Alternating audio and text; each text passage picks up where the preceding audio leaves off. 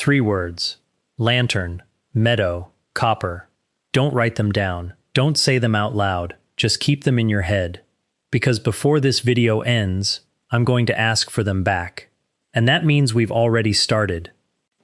I'm Dr. Elias Novak, and today I want to show you 4 very simple tests that can tell you a surprising amount about how well you're aging.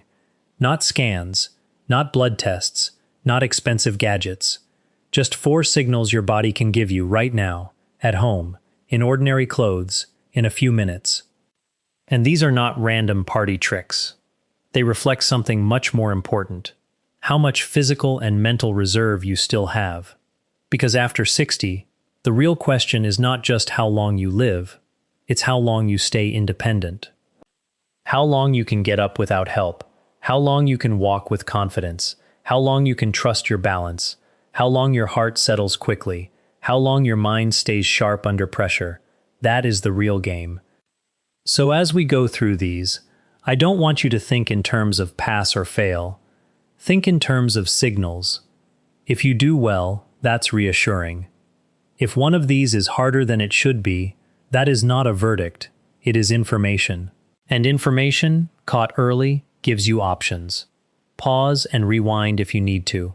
Do them properly. Be honest with yourself. Because if you're over 60 and you can pass these 4 tests comfortably, you're likely doing better than a lot of people think. Let's begin with the one almost nobody takes seriously enough: getting out of a chair. That sounds too basic to matter, doesn't it? But let me tell you something that surprises people every time I say it. One of the clearest everyday signs of whether someone is keeping the strength they need to stay independent later in life is how easily they can stand up from a chair. Not once, repeatedly. So here's test number 1. Find a sturdy chair. Sit all the way back, feet flat on the floor, about shoulder width apart. Cross your arms over your chest. Now stand up and sit back down 5 times without using your hands if you can. Don't rush carelessly, but don't move in slow motion either. Just do it at a natural, controlled pace. And as you do it, notice what happens. Did you need to rock forward to create momentum? Did your hands want to reach for the armrest or your thighs? Did one leg feel like it was doing more work than the other? Did your knees wobble inward? Did the last 2 repetitions feel dramatically harder than the first 2? That matters. Because what you just challenged was not only leg strength, you challenged lower body power, coordination, balance, and something called functional reserve. In plain English, you tested whether your body still has enough spare capacity for daily life. And that matters because daily life is full of chair-rise moments. Getting off the toilet, standing up from the sofa, getting out of a car, recovering after bending down, taking stairs when you're tired.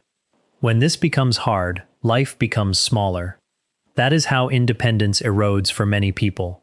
Not all at once, quietly. A person doesn't wake up one morning and suddenly say, "I've become frail." It starts earlier. They avoid the lower chair. They hesitate before stairs. They push off the table without thinking. They stop trusting their own legs. Research has shown that chair stand performance is widely used as a functional marker in older adults because it reflects loss of muscle strength and declining physical reserve. One important truth here is this: muscle loss often creeps in slowly. You don't feel it happening day by day. You just discover one day that things which used to be automatic are no longer automatic. That is why this test matters. Now, if you manage those 5 repetitions smoothly, under control, without using your hands, that is a very good sign. If you needed your arms, if you felt unstable, or if it took a great effort, don't panic. It does not mean something is terribly wrong. But it does mean this is an area worth improving now, not later. Because strength is one of the most trainable things we have, even in our 60s, 70s, and beyond. That's the good news. And now let's move to test number 2. Balance. Not gym balance, not yoga balance, real-world balance. The kind that decides whether you catch yourself when you trip, or whether you become the kind of person who starts avoiding uneven ground, curbs, grass, stairs, and busy places. Stand near a wall or a kitchen counter so you have something there if you need it. Then lift one foot off the floor and try to hold yourself steady on the other leg for 10 seconds. Do one side, then the other. And again, don't just ask, "Did I technically do it?" Ask, "How did I do it?" Were you calm, or were you flapping and fighting for those 10 seconds? Did your standing foot grip the floor like crazy? Did your upper body twist around? Did you tap the raised foot down immediately? Did one side feel much weaker or less reliable than the other? What you are testing here is not just leg strength. You are testing a live conversation between your eyes, your inner ear, your joints, your muscles, and your brain. Balance is never just one thing. It is your nervous system integrating information in real time and making thousands of tiny corrections every second to keep you upright. And when that system starts slipping, the first sign is often not a dramatic fall. It's caution. A little hesitation here, a hand on the banister there, a dislike of slippery floors, a preference for staying home after dark. People think loss of independence arrives with a big event. Very often, it arrives with shrinking confidence. That is what I want you to hear in this test. A poor balance result is not only about falling. It is about what fear of falling slowly takes away from your life. There has been well-known research showing that inability to hold a simple one-leg stance for 10 seconds is associated with worse long-term outcomes in middle-aged and older adults. That doesn't mean the test predicts your destiny, but it does mean it is telling you something real. If you could hold both sides well, excellent. If one side was clearly poorer, pay attention to that. Asymmetry matters. And if 10 seconds felt surprisingly difficult, don't label yourself old. Label it trainable. Because balance, just like strength, responds to practice far more than most people realize. Now for test number 3, and this one is about your engine. Your heart does not get much applause when it's doing its job well. But when it starts losing efficiency, your whole life feels heavier. Stairs feel steeper. Walking feels more effortful. Recovery takes longer. You start saying things like, "I'm just slowing down." Maybe. But sometimes what you call aging is actually lost conditioning. So here is the test.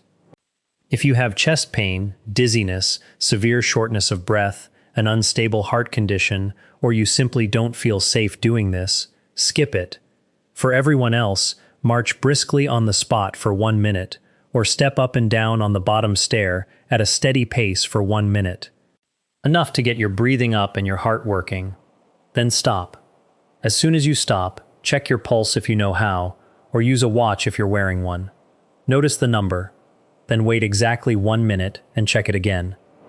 What we care about is not how high your heart rate went.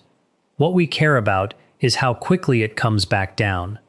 That drop in the first minute is one of the simplest windows into how well your cardiovascular system and your nervous system are recovering from effort. In large studies, slower heart rate recovery has been linked with higher health risk. Why? Because a healthy body doesn't only know how to speed up, it knows how to brake. That braking system matters. When you exert yourself, your heart rate rises because your body is meeting demand. When the effort stops, your parasympathetic nervous system should step in and begin calming things down efficiently. You should feel yourself settling. Breathing eases. Pulse comes down. The body returns toward baseline. If that recovery is sluggish, if you still feel like your heart is racing long after the effort ends, that is useful information, not a diagnosis, a signal. A commonly discussed red flag in exercise testing is when heart rate recovery in the first minute is very limited, often around 12 beats or less. Now, this kind of number has context. Medications, fitness level, temperature, anxiety, and the exact way you exercise all matter. So don't become obsessed with one single reading, but do pay attention to the pattern, because this test can improve, and that is what makes it powerful. Some parts of aging are fixed. But cardiovascular conditioning is not fixed. A few weeks of regular brisk walking, cycling, swimming, or other aerobic work can noticeably improve recovery in many people. So if your result wasn't great, that is not bad news. It is actionable news. And now we come to test number 4, the one people usually worry about most, your brain. But I want to approach this carefully, because people can frighten themselves unnecessarily when it comes to memory and cognition. So let me say this clearly.